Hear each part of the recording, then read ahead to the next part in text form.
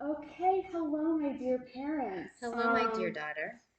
So I'm here to talk to you a little bit about a project that I'm doing in my bioethics class. Um, Do we get outtakes?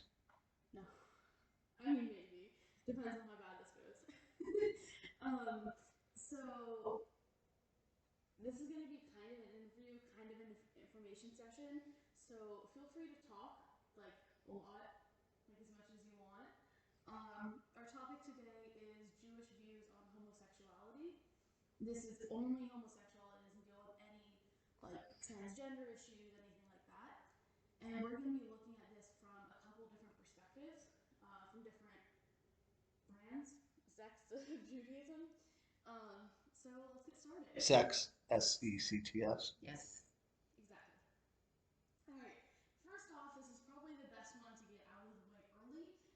What do you know about what the Bible says about being gay? Very little. General impressions. Do you know anything? Only what the evangelicals say Which is is? that you're going to burn in hell.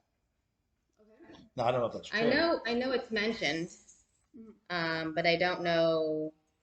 The Greeks probably liked it, but that wasn't the Bible. I don't know how it's mentioned or Not what a they lot. say. The answer is, Not a lot.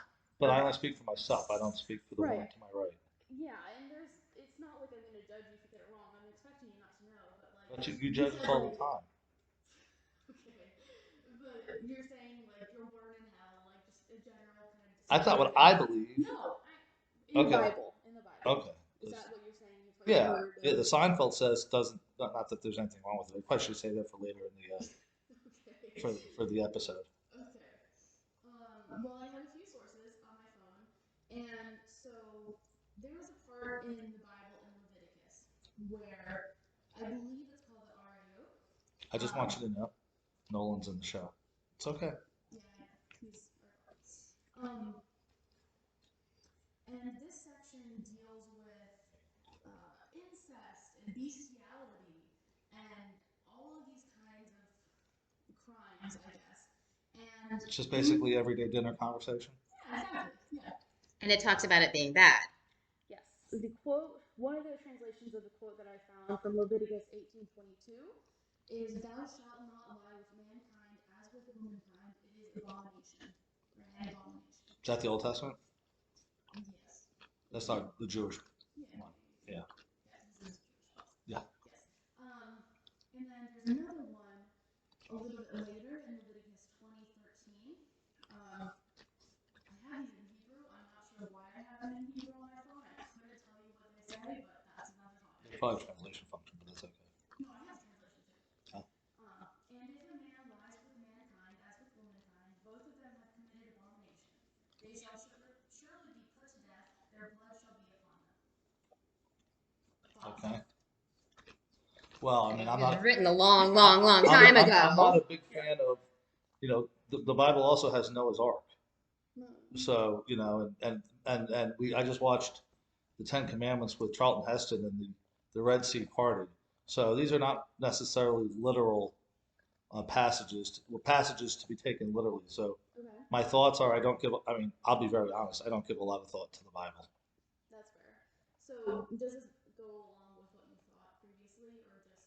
I'm not surprised. Yeah. Okay. What she said. So coming off of this, what do we think the Orthodox views are going to be? Probably pretty similar to that. Okay. There are people that take the Bible literally. yeah, and they're gonna think exactly My what you just said. preconceived notion is that the Orthodox would be a more strict interpretation of the written word.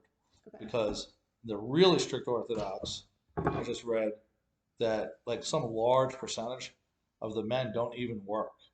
All they do is spend their day studying the Bible. Right. Or study. Well, the Hasidim. Study the Torah. Yeah. Right. Okay.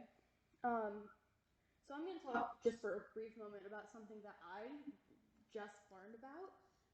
It's Jonah. All caps acronym. Right now, or more recently, it's known as the Jewish Institute for Global But before 2015, it was Jonah, Jews offering new alternatives for healing. I think you can see where I'm going with this. This was a Jewish conversion therapy program. To convert people who are homosexual? Exactly. Yeah, yeah, that's been something that, I didn't know that there was a lot of that in the Jewish religion, Right. but it's been something in other areas, sure. Right. So, from what I've heard, the leaders of Jonah kind of disagree with the idea that heterosexual sexual orientation is not a disorder. They think it can be fixed. They think it's Yeah, the presumption is it's a chosen behavior as opposed to a essence. Right. Right. I still need to show you the movie, but I'm a cheerleader. Anyway, in 2015, there was a trial that found that Jonah's claim to be able to change sexual orientation constituted consumer fraud. They were ordered to pay restitution and shut down. Why were they charging for Who this? sued them? Yeah, I think so. Relevant. I'm not entirely sure who sued them. Oftentimes, parents were putting children in this. I believe so, yes. That is how it often happens. And then 11 days after this verdict, the founders basically took Jonah, just renamed it, and kept going. Rebranded it, okay. Rebranded, and in 2019, they ordered this new organization to shut down. And Who's they? New Jersey judge. Okay. And pay $3.5 million to its victims. Okay. I also, on the theme of Orthodox Jews being a little less than accepting, I found a quote from the Union of Orthodox Congregations just after the Supreme Court ruled in favor of marriage equality, saying, "We reiterate the historical position of the Jewish faith enunciated unequivocally in our Bible, Talmud, and codes, which forbids homosexual relationships and condemns the institutionalization of such relationships as marriages." So you guys are pretty spot on with what you were talking about. Also, gay rabbis are just not allowed, but women aren't either. So So interestingly, Women rabbis are not allowed. we just had a funeral Mhm. for Papa.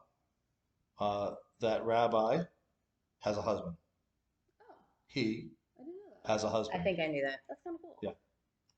Yeah. And he's been in the rabbinate for like just 2 or 3 years. Hmm. Now, how do I know that? Because on the website, this is not our temple. I didn't know who this rabbi was when we were talking to him before, and he was trying to learn about Papa. That had his bio. He said he went to school, he did this, he does that, he does this, and he lives with his husband. He mentioned it at some point. Really? I heard it. Yeah. Oh, interesting. I didn't hear it. I didn't hear it either. That is interesting. Okay, so yeah, I actually threw. and we have a well, I don't want to say anything. Okay. It's not. Yeah, no, it's fine. Through the course of my research for this project, I actually, Rabbi Circle, found a source, but I think it was called something like Gayness and God, where a rabbi who is gay, he published this anonymously, and it was just all about his experience, like struggling with Judaism Sure. and sexuality. And I'll have to find the quote later, but there's a really interesting quote by another rabbi when he was like a teenager. And at the time, the rabbi who's writing this said something, he thought he was bisexual, and he said, like, what do I do to this rabbi? Like, what's the course of action here? And this older rabbi, who's probably pretty traditional and pretty, like, conservative, Orthodox, said something along the lines of, like, well, God has given you twice as many options to work with, so go for it. Oh my God, that's amazing. It was really funny. I'll have to find the exact quote just to make sure I'm not totally going crazy. So, okay. So, I spent a lot of time looking at the Orthodox views because those are going to be the most, extreme. However, do you think, this is a leading question, do you think there's anyone in the Orthodox community who actually support the LGBTQ community? I'm sure there are. Okay. Do you know of any, like, groups, organizations, No. anything? I don't, but you know, you're even seeing, I mean, it's just a function of the arc of time. Mm-hmm. And there are, in fact, lots and lots of young people going from conservative and reform. The fastest growing segment of Judaism actually is the Orthodox Hmm. and various segments of it. It's the fastest growing segment. I didn't know that. And, but the demographics are young families. So perhaps, it'd be interesting. Are they going to be more tolerant or less tolerant because they're choosing the orthodoxy versus having been born into the orthodoxy, where they're going to be maybe more open, like, well, yeah, that's how I was raised, but I'm going to have my own views, or are the people that are choosing to go into, make aliyah or whatever, which is different from orthodoxy, are they willing to be taught? I'm only going to assume so, just because that's the odds. Yeah. So that's not actually something I know much about. So that'd be kind of Yeah, I heard that interesting. stat recently that the fastest growing segment is various elements of Orthodox. It's really interesting. Well, first I want to talk about something that was published in 2010 and updated in 2017 by Orthodox leaders in the Muslim community. It has like a ton of signatures. It's online. Everything's there if you want to check it out. I read the whole thing. It's not very long. It's called The Statement of Principles on the Place of Jews with a Homosexual Orientation in Our Community. Gets a fun press. So it's not completely perfect from my view of like total acceptance and like all that kind of jazz. It's kind of a mixed bag, but it's a lot more open than I was really expecting. I think they opened out their statement with talking about how everyone is created in God's image. So, like, why would God create someone who's gay without like meaning to? So, like everyone is perfect. Everyone is created in God's image. So, and I think I know a lot of the statement is very focused on how you treat people once you know they're gay. Because that just totally goes against Jewish beliefs if you mistreat people because of that, according to this statement. So there are a few quotes that are like, eh. One of those is heterosexuality is the ideal model and sole legitimate outlet for human sexual expression.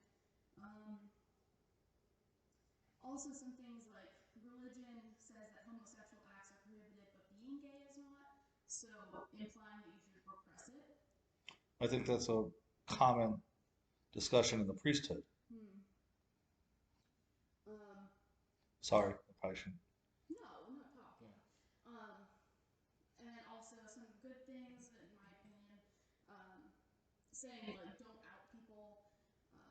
You should be allowed to be a part of an Orthodox synagogue if the rabbis are okay with it, and you should be allowed to be a part of Judaism and like perform your mitzvahs and all that kind of good stuff. However, the synagogue is allowed to pick and choose. Or is it just somewhat like what they had in the army, which, right, I think it has some similarities. which turned out to be not the best policy, Right. but But it was an advancement, or at least it seemed an advancement at the time.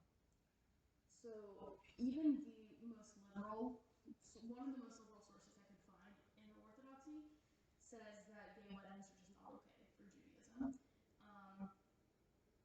Okay. Will a rabbi perform a gay wedding? No. Not an Orthodox. Not usually. I'm going to talk about something in just a second. Or will they do a civil union? I was focused on traditional. Anyway, so I came across this organization called Eshel. And this is